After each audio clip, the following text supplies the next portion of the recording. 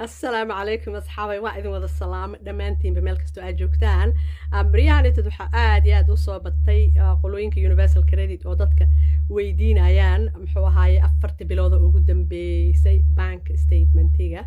مركادان ولي لغسو ويدينين ولغسو ويدين دونا غورتين قطبة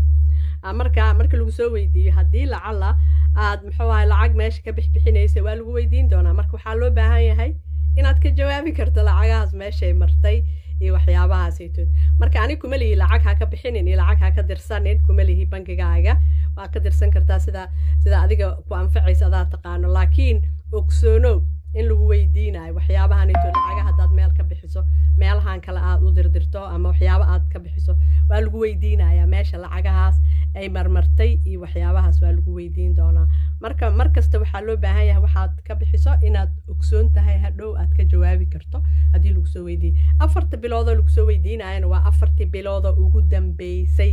kaliya lagu soo weydiinaya marka jawaabtaas laga rabaa hadii lagu soo weydiiyo hadaan lagu soo weydiin waa lagu soo weydiin doonaa gooray noqotaba insha Allah salaamu calaykum waa idin wada salaam dhamaantiinba